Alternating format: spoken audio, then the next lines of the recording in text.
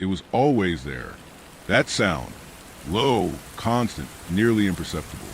A soft murmuring from deep beneath the fields, beneath the roots, beneath the bones of the land itself. Louder when it rained. Louder still when no one else was listening. Ellen heard it first when she was 9. It was late summer, the air thick with the smell of moss and distant rain. She'd been walking the far edge of the orchard on her grandmother's land, that ancient wedge of rural Pennsylvania, where cell towers had never reached and time hadn't hurried in decades. Her boots were half mired in mud, the trees creaking overhead when she stopped beside the well. No one used the well anymore. It had been sealed with a slab of old slate and ringed with stacked stones, all covered in lichen. A rusted iron ring had been bolted into the top years ago, maybe for lifting the cover, maybe just keep it from vanishing into the undergrowth entirely. Her grandmother never spoke of it, never looked at it, even, but Ellen had been drawn to it for weeks now, though she didn't know why.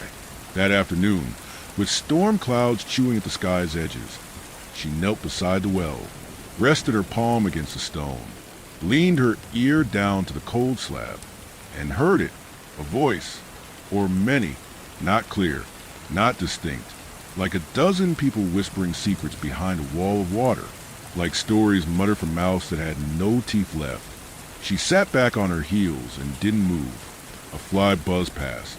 A tree creaked behind her. Somewhere, far off, a screen door slammed. But the only thing she could hear was that low, undulating murmur. When she finally looked up, the sky had darkened more than she expected. The orchard had gone quiet. Not just still, quiet. Birds had stopped. Leaves no longer moved. The world felt held, waiting. She stood.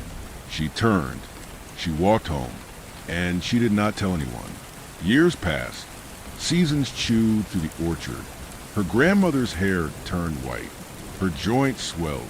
The air in the house grew heavier, more perfumed with old fabric and dust.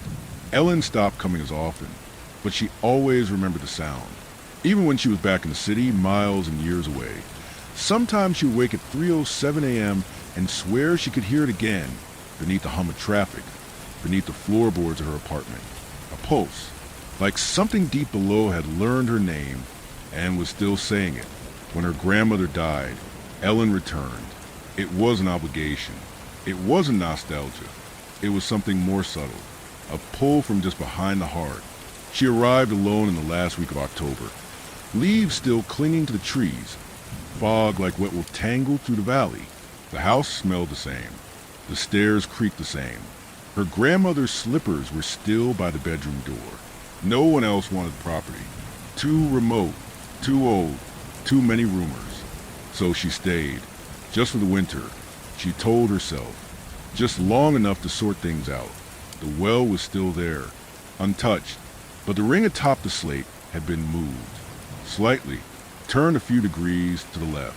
Ellen noticed it on her second night, walking the orchard at dusk with her coat collar pulled tight. The trees were whispering again, not in a way the wind explained, but as though remembering her, as though trying to warn her.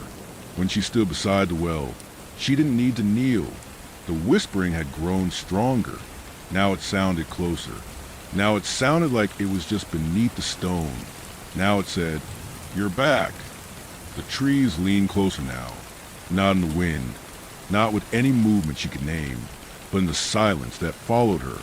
Every time Ellen passed through the orchard, it was as though their roots had deepened in her absence. Their trunks turned slightly toward her like shoulders hunched in anticipation. They did not welcome her. They remembered her. She felt in the hush between branches, in the way the moss grew up the sides of bark like mold on an old tongue. These were not fruit trees anymore. They bore no apples, no cherries, no pears. The limbs, gnarled and sunless, dropped only cracked leaves and the occasional feather, and always the same color, that dull, ashen brown of something forgotten but not forgiven. On the third night, the whispering from the well began before she reached it. She had not meant to go to it again. She had avoided it, told herself it was silly, that childhood memories were often exaggerated by fear and half-dreams. But that night, when the sun slipped behind the ridge too quickly and the deer tracks near the backfield veered in strange, looping circles. She found herself walking toward the stones once more. Each step felt known.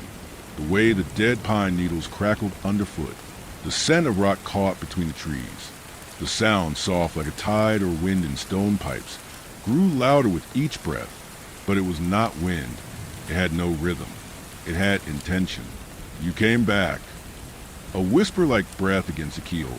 Ellen froze beside the well. The ring atop the slate was now fully turned. An inch, maybe two, but unmistakably moved. A thin trail of dirt streaked where it had scraped. She crouched low and touched the iron. It was cold, but not the dead chill of metal in October. It felt humid, as if it had been somewhere very deep, very wet, and very far from the surface. She glanced around the orchard. Not a bird, not a rabbit, not even a spider moved. The world held its breath again, and she saw, near the treeline, a figure, only for a moment. It stood half-shrouded in fog, unmoving, neither advancing nor retreating. It was the size of a man, but hunched, like an animal caught in the act of standing upright. One arm hung low, the other crooked, bent in a way no shoulder should allow. Its head tilted once, toward her, then it was gone. No footsteps, no sound, just gone. The orchard exhaled, and the whispering from the well resumed, more urgent now. We remember what you are. Ellen stumbled back, nearly losing her footing in the mulch. Her fingers caught on a thorn. A single drop of blood welled up, tiny, barely worth noting. But the whispering changed. It shivered, like something behind the stone slab had suddenly moved closer, as if it had tasted the blood, even from a distance, as if it recognized it. Open it, the voice said. Not a whisper this time, a command. The air thickened. The trees leaned. The moss pulsed. The iron ring seemed to tug upward of its own volition. Ellen ran. Branches lashed her coat. Leaves scraped her cheeks. She didn't look back. She didn't look at the trees. She didn't stop when something deep behind her laughed. Not human, not quite sound, but deep and wet and grinning. She locked the door behind her, bolted it, drew the curtains. The house was cold. The chimney flue had opened somehow. A draft moved through the rooms like breath from below. And on the table in the front hall, a place she cleared only hours earlier, sat a small object that hadn't been there before. A stone, round, smooth, gray, with a single red line through the center, like a mouth, or a warning. Ellen did not touch it. Not that night, not the next morning. She stood over the thing, her hands at her sides, her breath slow and uneven, watching the stone as if it might move as she turned away. It sat perfectly still, smaller than her palm, heavier looking than its size should allow. The red line across its face was thin but deep, like a split lip just beginning to heal. There was something wrong about the texture of it, too smooth, too warm, as though it had been held by someone very recently or buried in the throat of the earth. She took a photo of it with her phone, but the photo came out black. No error message, no glitch, just a completely black screen. When she tried again, the camera refused to open. It flickered once, and then the phone shut off entirely. The battery had been at 82%. She backed away and left on the table. By midday, she had packed her grandmother's old crucifix into her coat pocket. Not out of belief, but instinct, the way someone might carry a bone when wolves are near. She busied herself with things that didn't involve looking at it. Cleaned the windows, swept the attic, reorganized the linen closet. Even though none of the towels would lose their faint smell of mildew no matter how many times she washed them. And yet, no matter where she went in the house, she could feel the stone, like it had weight beyond what was physical, like it bent the air around it. At 3:07 p.m., she heard it. Tap, tap, tap. 3 sharp sounds. Not from the door, not the windows, from the hall table. She stepped out from the kitchen slowly. The stone hadn't moved, but the air around it was visibly trembling, not with wind, with something deeper, like the silence after a scream. Then again, tap, tap, tap. This time, She swore it had come from beneath the table. She dropped to her knees and looked underneath. Dust, a few old copper coins, and one long, gray root, thin as twine, curling slowly out a crack in the floorboards. It was moving. Ellen scrambled back. She turned to run to the kitchen, but the hallway had darkened. The windows, which faced the western slope and should have been gold with dusk, were black. Not dim, not shadowed. Black, like tar, like water that didn't reflect, like the color behind your eyes just before you wake up screaming. She backed up into the wall. The house seemed to groan. Deep inside the frame, within the bones in place, something was stirring, a vibration, like a drum beat swallowed by soil. The crucifix in her pocket grew hot. A sound began to rise, like the wind through a hollow pipe, soft at first, then louder, closer, more urgent. It was coming from the stone. Then words, clear, wet. He is listening. The blackness at the windows began to pulse. Ellen shut her eyes, clutched the crucifix, breathed in once, deeply. When she opened them again, the windows were normal. The light was back. The air was still. The stone was gone. The table was bare. That night, in bed, she lay awake for hours. Her ears strained for even the slightest sound. The whispering didn't return. Not yet, but something else did. A dream. She stood at the well again, the cover gone, the stones bleeding. A ladder made of wooden bones descended into the black. She felt something waiting at the bottom, something with many faces and no eyes. It whispered her name, and then, just before she woke, she turned her head and saw that the trees had moved. They had surrounded the house, watching, waiting, as if they knew she would come back, as if they had never really let her leave. By morning, the roots had reached the porch, not visibly, not in the way ivy might creep or vines might claw up the siding. But Ellen knew. She could feel it under the boards, an almost imperceptible tension, a pulsing, as though the wood had been stretched tight over something that now breathed. The cellar door was ajar. She hadn't opened it. Hadn't been down there in years. Not since the frost line swallowed the floor and mold took hold of the shelves. But when she passed the kitchen that morning, barefoot and numb with half sleep, she saw it. A thin crack of darkness yawning up from the basement like a throat mid-swallow. The crucifix was still in her coat, but it no longer felt warm. It felt hollow, lighter, as if something had taken from it. She forced the door shut, locked it, then pushed the butcher's block against it for good measure. But she still felt it, the pull downward, not gravity, exactly, but memory. A pressure in her spine that told her the house remembered her steps, remembered where she'd run when she was small, remembered that her bare feet had once touched the cellar stone in fear. That fear had fed something, and now it was hungry again. The orchard was worse. She walked the edge of it just before sunset, trying not to look at the well, but failing. It sat there, stone lipped wide and still and wet in the center, as though it had never been covered at all. The ring was gone, the iron chain gone.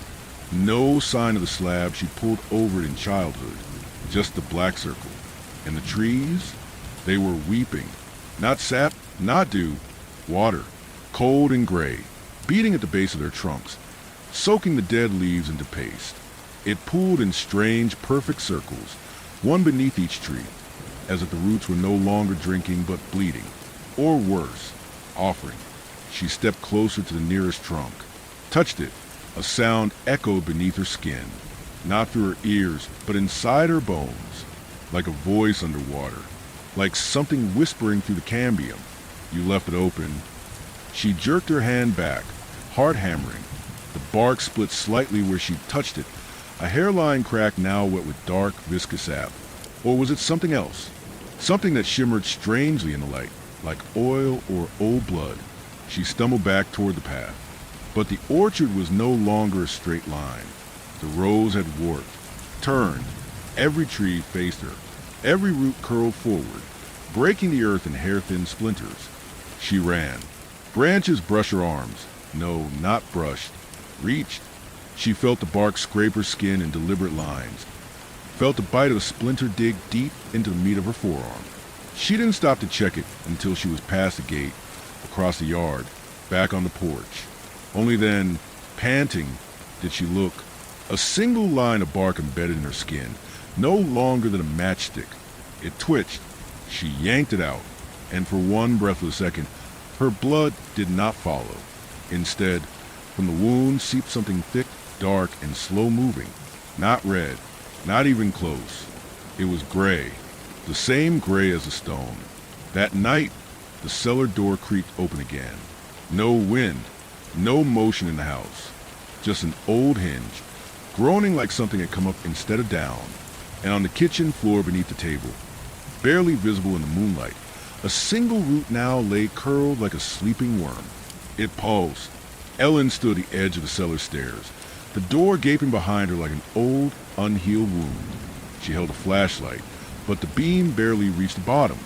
The stairs were wooden, warped with age, and swallowed most of the light, as if the air itself were thick enough to eat it. The root on the floor had vanished.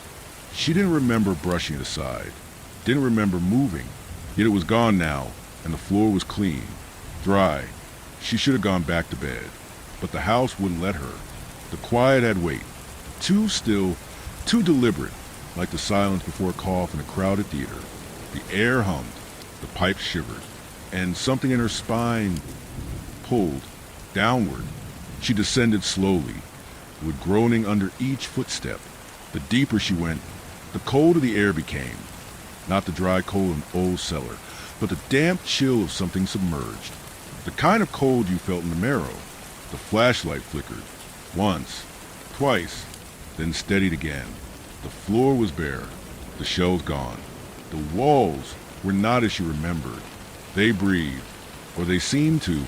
The stone was moist, mottled with patches of moss or mold that pulsed softly, in and out, like lungs expanding in sleep. The cracks between the stones had widened and deepened, as though something had gnawed at them from inside. At the far end, where the root cellar had once ended in a packed dirt wall, now stood a door. A wooden door, ancient, cracked, covered in long, thin scratches.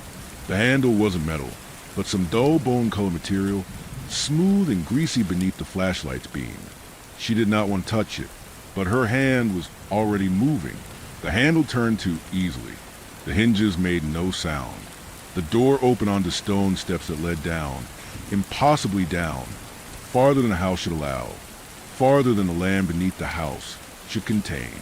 The air that rushed up was warm and damp, and carried with a sound, faint, rhythmic, dripping, like water, or blood, or tears. She stepped down. The walls here were not stone. They were roots, twisting, knotted, slick with gray moisture. Some pulsed, some quivered when the light hit them. The stairs felt spongy beneath her feet. She wasn't sure if they were even stairs anymore. The deeper she went, the louder the dripping grew.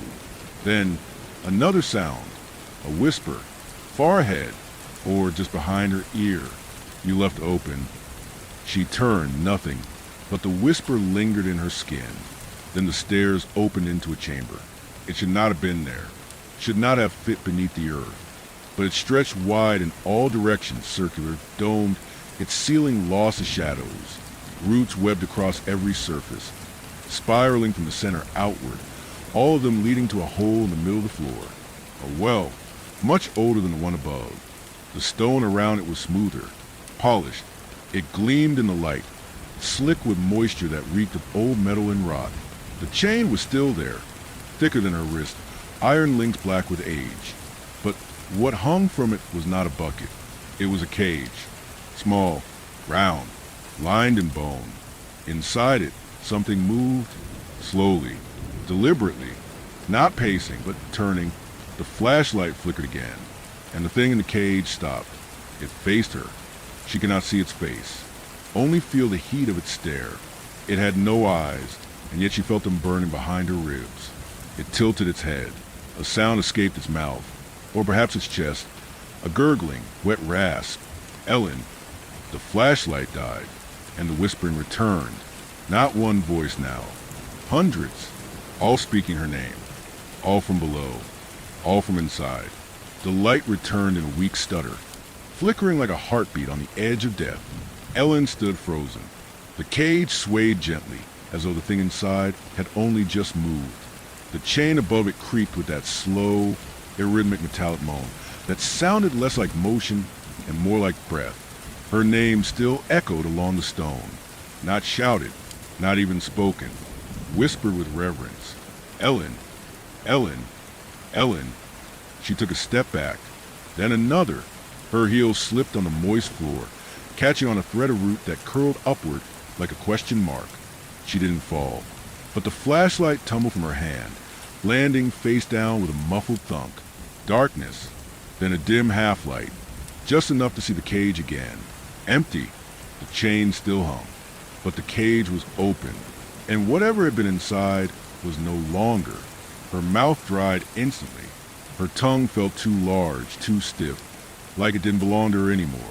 She reached slowly for the flashlight, the roots at her feet twitching just beyond the edge of her fingers. When she touched the casing, it was warm, not from use, but from breath. Something had exhaled on it. She stood quickly and turned. There were footprints on the stone now, wet, bare, leading away from the well, and up the stairs she had just descended. Human, small. She followed them. Her movements were slow, weighted. The roots brushed her ankles as she passed. Some parted for her, some wrapped briefly around her toes, like curious fingers deciding whether to hold her in place or let her pass. Back up the stone steps, back through the root-thick hallway, back to the door. She shut it behind her, but the handle writhed slightly beneath her palm, as though something inside had been gripping it from the other side. She locked it, though she had no memory of ever installing a lock there, and braced her body against it for one long, shaking breath. When she turned around, the cellar had changed. The walls were slick with new moss. The air smelled of open graves and deep water. And on the far wall, just beneath the old tool hooks, someone or something had scrawled a phrase, a single line of words carved deep into the stone. The orchard remembers. She stumbled up the remaining stairs and slammed the cellar door shut behind her. The kitchen looked the same. The clock on the wall ticked steadily. The faucet dripped once, twice, but the crucifix on the counter had fallen. It lay flat now, a hairline crack splitting Christ's face, and in the reflection of the kitchen window, Ellen saw it, a small handprint, pressed to the glass from the inside. It wasn't hers. Too small, too wet, and it was twitching, ever so slightly, as though it still had muscle in it. The faucet gurgled again, longer this time. A thick stream of brown water pushed out of the tap, then something heavier. She leaned in to see. Hair, long strands. Soap, still moving, tangled around something white. A tooth, then another. She turned the tap off, but the water didn't stop. It kept coming, now with the sound of something struggling far below the pipes, as though a mouth had been forced open underwater and the scream had turned to liquid. She backed away, slowly, deliberately. The handprint on the glass began to fade, not wiped away, but reabsorbed, as if the window had decided it belonged inside again. She didn't sleep that night. She lay in bed and waited for dawn, and when it finally came, there were more footprints. Not just one path this time. Dozens, all wet, all small, leading from the cellar to every corner of the house, and one to her bedroom door. The footprints had dried overnight. Or no, not dried. They had darkened, hardened, as if whatever had walked them hadn't left behind mere water, but something deeper, thicker, resinous, like sap from a dead tree. Ellen sat upright in her bed, blankets drawn to her chest, her eyes on the doorway. The prints led straight to it, stopping inches from the threshold, as though the thing that made them had stood there for some time, watching. She hadn't heard a sound. No creak of floorboard, no opening of doors, just silence. Not peaceful, not empty, held, like something pressing its weight on the seams of the house from the inside out. She rose slowly. Her legs trembled, but the fear had gone beyond panic now, past the shaking, past the shock. It had cooled into something dense and hollow, like a stone tucked behind her ribs. The footprints weren't wet anymore.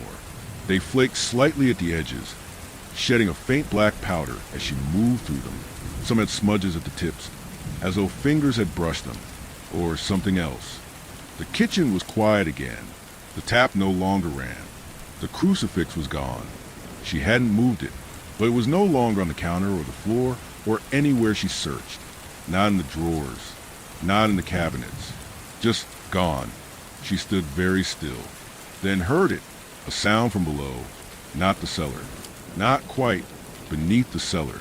A long, slow dragging. Something moving through the dirt under the foundation.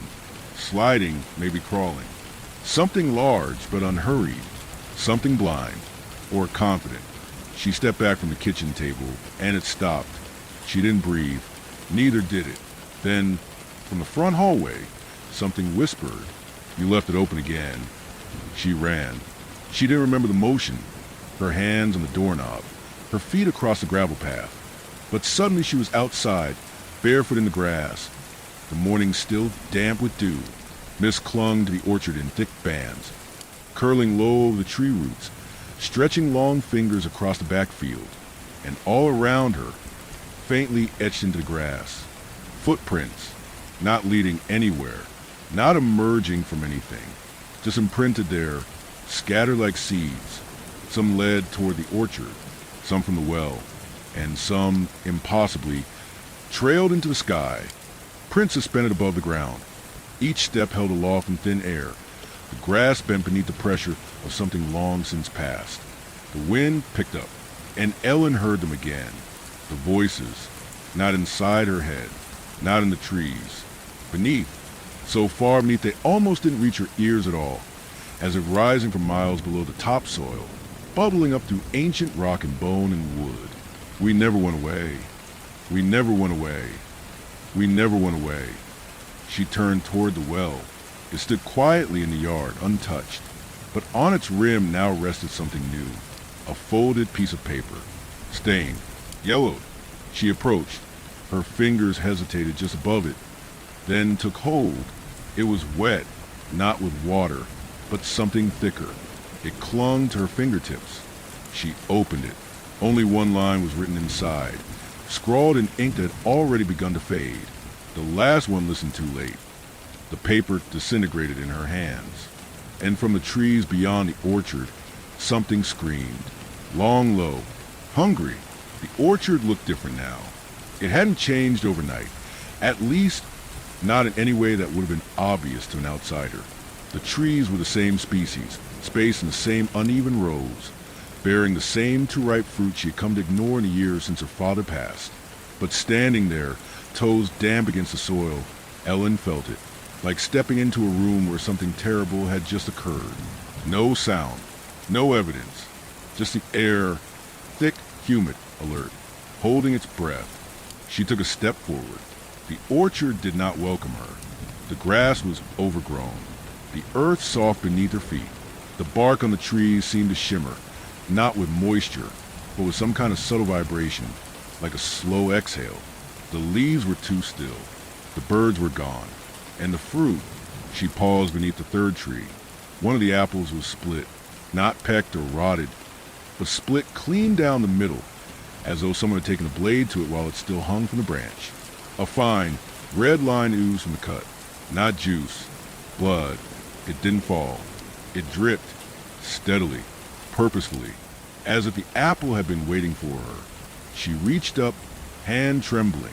Her fingers brushed the edge of the wound, and something deep inside the trunk shuddered, not just the branch, the whole tree, as though it had felt her touch not on the fruit, but on itself. She pulled her hand back quickly. The blood, still warm, had stained her fingertips, thicker than sap, the smell of copper rising from her palm. Then the tree whispered, no voice, no mouth, but the leaves shifted with a sound, buried shallow, walked deep. Ellen turned around.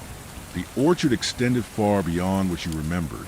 The rows of trees stretched impossibly long now, forming corridors of bark and branch. It wasn't a land she had inherited. It had grown, as if her presence had watered something long dormant. Far ahead, something moved, too tall, too slow, its limbs brushing both sides of trees as it passed between them. It didn't turn to her. Not yet, but the air shifted as if it had noticed. And then came the smell, like wet iron and scorched leaves. Ellen stepped backward, but the trees behind her had already closed a path. No longer rows, no longer any logic to their order. The orchard now twisted like an animal folding in on itself. Every branch curved slightly inward. Every trunk leaned just a little too far, like a mouth curling around prey. She turned back to the bleeding fruit and saw the mark, carved into the bark now. Fresh and deep was her name, Ellen, etched in long, ragged strokes. Still wet, she ran, between the trees, through the impossible rows. Branches whipped at her face. Roots curled beneath her steps. The orchard seemed to bend as she moved, each turn sending her deeper, not out. And then, without sound or warning, she broke through into a clearing, silent, perfectly round. At its center, a stone slab, a grave marker. She stepped forward. There was no name, just a hole, a clean, circular shaft in the earth, perhaps 2 feet across, lined in stone. Another well, but older, and from inside it, a breath. Not wind, not movement, but breath. In, out, slow, rhythmic, measured, and on the ground beside the well lay a small, neatly folded dress, child-sized, soaked in water, stained with blood, and embroidered across the collar in delicate, rotting thread. Come down and eat. Ellen didn't touch the dress. She didn't need to. The air around it pulsed with something old, not just age but origin, like the center of a sickness. Something about the way it lay so carefully folded, waiting, reminded her of a mother placing clothes out for a child who would never return. Or worse, one who always did. The clearing was impossibly still. No rustle of leaf, no hum of insect, only the slow, wet breathing from the well. She took a step backward. The ground didn't allow it. Her foot sank, not deep, just enough that the soil clung, greedy and warm. She pulled away with effort and looked down. What she thought was earth had an oily sheen. It shimmered under her feet, smelled faintly of rust and old meat. Not water, not mud, something else. She turned her eyes back to the well. The breath inside had changed. Still rhythmic, but now sharper, as if whatever was down there had taken notice, as if it was waiting for a word, a name, a sound, anything it could mirror. She didn't speak, and then she heard it, her voice, exactly hers, calling out softly, "Help, please, I'm down here." The tone was perfect, the trembling panic, the rasp at the end of the word. Everything she would have said if she had actually been trapped. But she was here. She was whole. She was silent. Whatever was speaking wasn't her. It just wore her. She stepped closer to the well, not out of curiosity, but as if pulled. Something in the stone whispered beneath her skin. Her name again. A memory she hadn't shared. A moment she'd never told anyone. Spoken back to her in her own cadence. She peered down. Nothing. Only darkness. But in the dark, things moved, not with form or clarity, but with suggestion. Things with too many joints. Things with hair, but no heads. Things that clung to the walls and then slipped back down before her eyes could settle. "Please, Ellen, you left me here." She recoiled, but the voice kept pleading, shifting slightly now, off-pitch, a shade too deep. Like someone trying to hold the right notes of a lullaby, but slipping flat, almost deliberately. And then it said, "We share the same mother." Ellen felt her stomach clench, not in fear, in recognition. She didn't have a sister. She'd never had a sister. And yet, she remembered a laugh. Small, just under her own height, running through the house in winter, holding a doll she didn't own. A scream that had never been explained. Her father's voice, quiet and stern, saying, "Don't talk to her like that again. She's already gone." But who? The breath from the well deepened, became wet, as if a thing beneath had begun to weep. "Come down. I'm cold. You promised." Ellen's mouth opened, not to answer, but to echo, A syllable formed without permission. Her foot slid forward. Not on her own. The well was calling her, not just with voice, but with memory, with blood, with bone. And behind her, the trees were rearranging again, closing, rooting, trapping. Something was drawing up. From the shaft below came a low groan. Stone shifting, rope tightening. Something old being pulled skyward, not by a bucket or pulley, but by its own long arms. And just before she turned to run, Ellen saw the hand, white as wax, long, thin, fingernails like bent needles.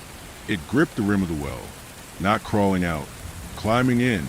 The hand gripped the stone like it remembered it. Fingers first, then wrist, then elbow, all pale as death, all impossibly slow. The sound it made against the well's lip was dry and soft, like silk being torn in the next room over. Ellen couldn't move. Her knees bent slightly as if preparing to run, but her body, it waited, because she knew, somewhere deep in her marrow, she already knew what was coming out. First the neck, thin, fragile looking, covered in a film of translucent skin that shimmered like a fish belly. Then the shoulders, too narrow, too high. Then the head. Ellen gasped, not from fear, but from recognition. It was her face, her mouth, her eyes, but wrong.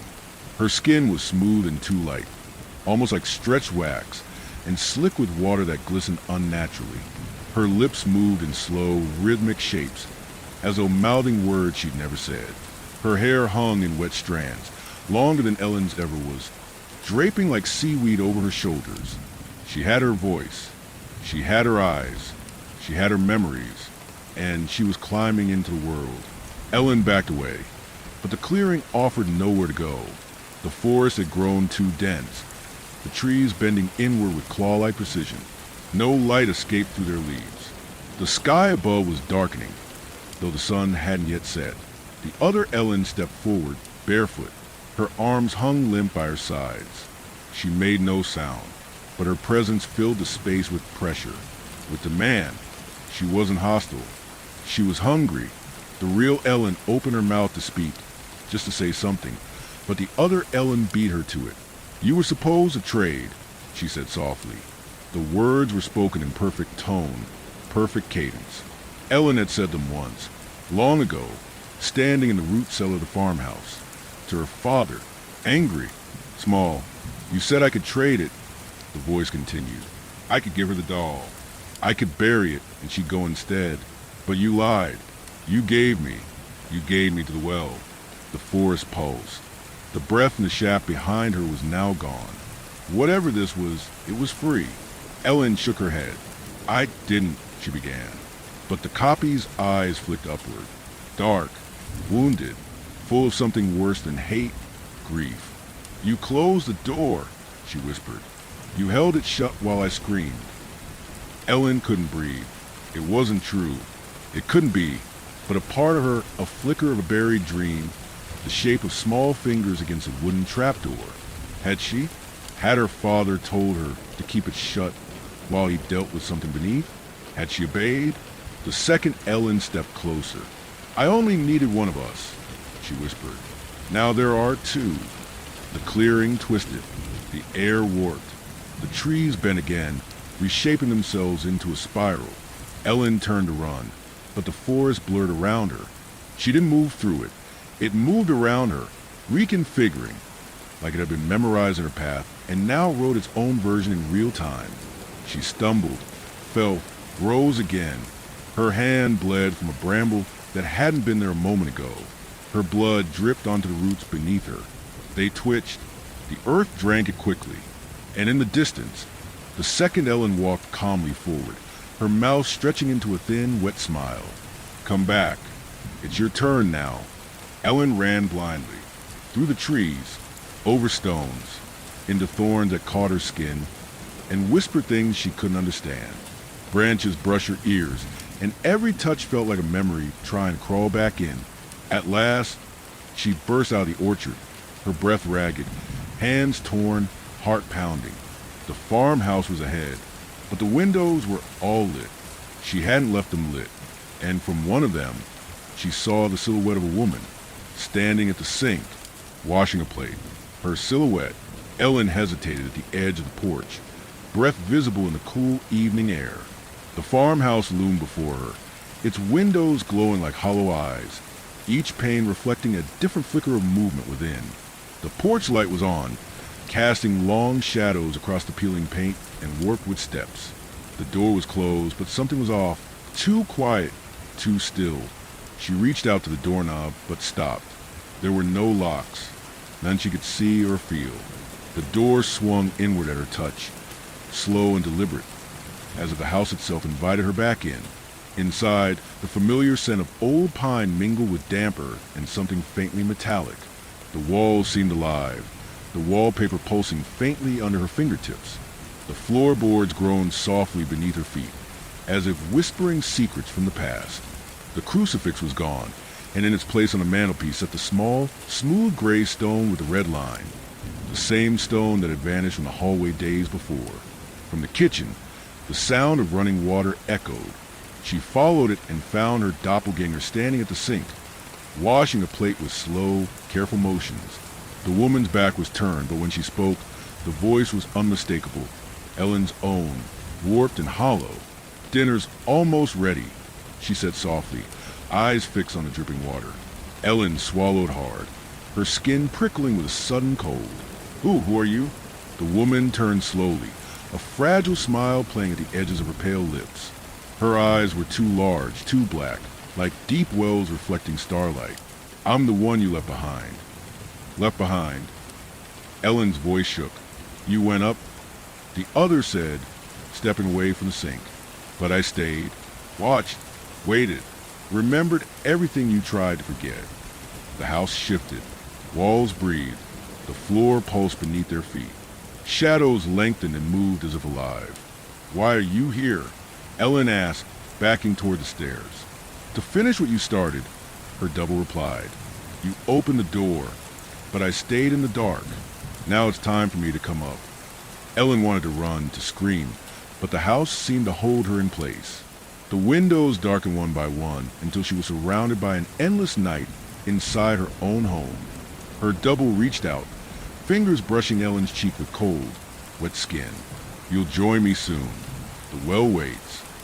Outside, the orchard's twisted branches scraped against the windows, their whispers rising to a fevered pitch as if heralding an arrival. And somewhere beneath the floorboards, a soft tapping began, slow, steady, and insistent. The tapping started as a faint rhythm, almost imperceptible beneath the creaks and sighs of the old farmhouse, settling into the night. At first, Ellen thought it was the wind against the window panes, or the slow drip of water somewhere deep in the plumbing. But the sound persisted, sharp, deliberate, echoing beneath the floorboards like a heartbeat calling from the earth itself. She stood frozen in the kitchen, the dim glow from the stove casting shadows that danced in time with the tapping. Her double was gone, vanished like a ghost into the walls, leaving behind a lingering cold that clung to the air and seeped into Ellen's bones. Curiosity, or perhaps desperation, drew her down the narrow hallway toward the cellar door. The tapping grew louder as she approached, steady and measured, almost like a code, an attempt at communication from the depths below. Her hand trembled as she grasped the cold metal handle. The door creaked open, revealing nothing but blackness. The faint scent of damp earth and decay rose up, curling around her like a living thing. She peered down the stairs, but the darkness swallowed the beam of her flashlight immediately. Then the tapping changed. It shifted from the wood beneath her feet to the stone walls of the cellar itself. Echoing closer now, the rhythm uneven but persistent, like someone desperate to be heard. Ellen descended cautiously. Each step seemed to pulse with the sound, which now felt less like knocking and more like a slow, deliberate scratching. The air thickened, dampening her breath and muffling the outside world, until all she could sense was a rhythm and the growing pressure in her chest. At the bottom, the cellar opened into the root-choked chamber she had seen before, the ancient well gaping wide and silent. The cage was empty, the chain still hanging but unmoving. The tapping came from inside the well. Ellen leaned over the edge, heart pounding so fiercely she feared it would burst. The blackness below was absolute, an endless void that seemed to pull at her very soul. Then the tapping began anew, now accompanied by a wet, sucking sound, as though something was clawing its way upward through thick mud. A faint glow appeared deep in the darkness, flickering like a dying flame. Shadows twisted and writhed around it, forming shapes too grotesque to name. Then came a whisper, soft, urgent, desperate. "Ellen, help me." The voice was her own, distorted, cracked, like a recording played backward, and yet unmistakably hers. She took a step back, gasping for air, but the walls seemed to close in. The tapping quickened, turning frantic, as though whatever was beneath was breaking free, clawing its way toward her. The floor trembled beneath her feet, dust falling from the ceiling like rain. The cellar door slammed shut above her, and the well began to breathe. The cellar grew unbearably still after the door slammed shut. The sudden silence felt heavier than the walls, pressing against Ellen's chest like a weight she could neither lift nor ignore. Her flashlight flickered weakly, then died, leaving her submerged in the darkness, so complete it seemed to pulse with its own heartbeat.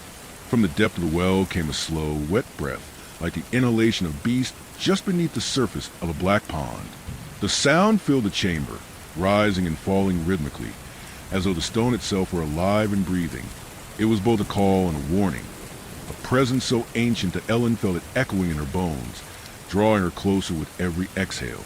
Her hands searched blindly along the damp stone, fingers grazing the edge of the well's opening.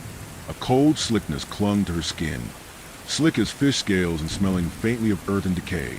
The breath deepened, becoming wetter, as if the creature, or whatever it was drawing nearer.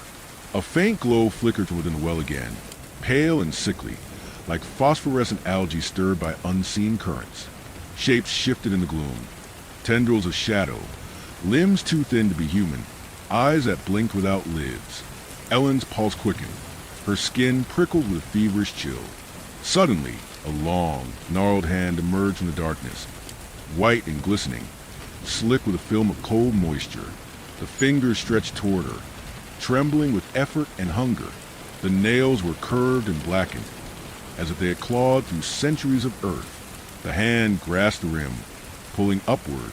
Another hand appeared, then an arm, shoulders, and finally a figure, pale and wet, with hair clinging in damp strands over her face, so like Ellen's it sent a shiver down her spine. But the eyes were empty, voids of blackness that swallowed light. The figure's mouth opened in a silent scream, releasing the heavy breath that filled the cellar. Ellen stumbled backward, heart pounding. As the creature emerged fully from the well, water dripping from its limbs and pooling around its feet, it moved with slow, deliberate grace, its eyes fixed on her with something deeper than hunger, an ancient sorrow, a longing for release.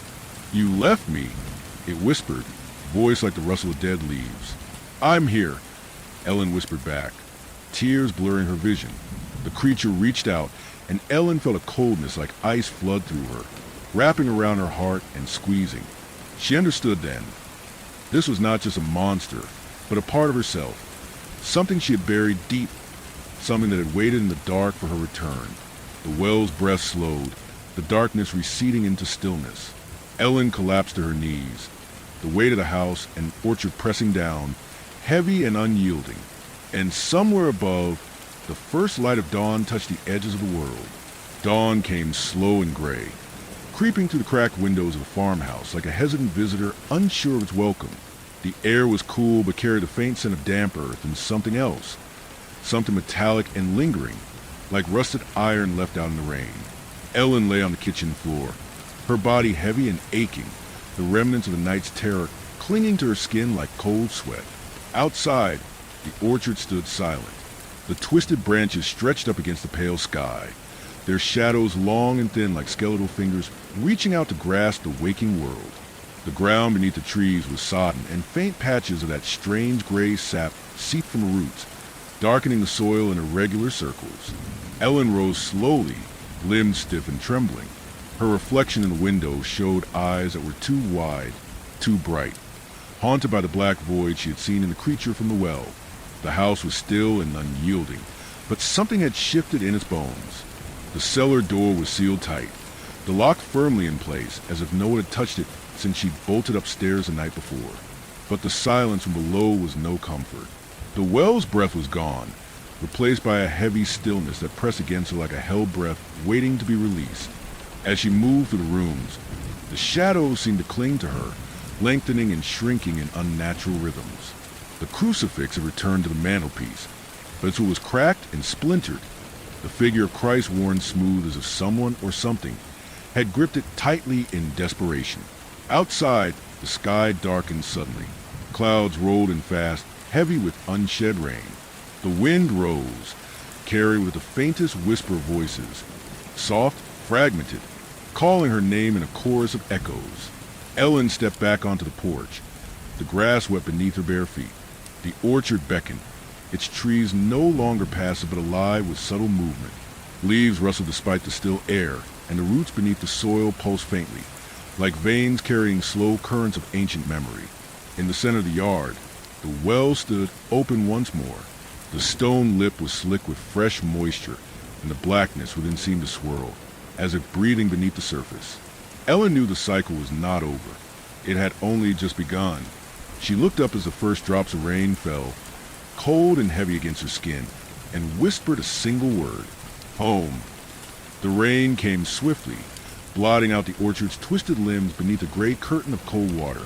Ellen stood motionless, the wet earth soaking to the thin fabric of her clothes, the chill crawling beneath her skin like unseen fingers. The well yawned at her feet, an abyssal mouth waiting for its next breath. The house behind her was silent now, its windows dark, its secrets locked away behind walls that seemed to pulse with a slow, endless heartbeat. The whispers had faded, but the silence was louder than any voice, pressing down on her like the weight of soil itself. Ellen's eyes traced the slick stones around the well, each one etched with faint, unreadable marks. Her fingers brushed the edge, cold and damp, as the rain continued to fall in a steady rhythm. And then she heard it, a single whisper, barely more than a breath, rising from the depths. Ellen, her heart clenched. She knelt, leaning closer to the darkness, straining to catch the next word. Remember. The sound wrapped around her, soft and insistent, threading to the rain and into her mind like a forgotten melody. She closed her eyes, the voices of the orchard and the well merging in a chorus of memories, laughter and tears, promises made and broken, names spoken in the dark. She reached into the well, hand trembling, fingers curling into the void. Cold water lapped at her wrist, pulling at her skin with gentle insistence. The whispers grew louder, a tide rising beneath the surface. And as her hand slipped deeper, the rain ceased. The world held its breath, and the well whispered its last secret.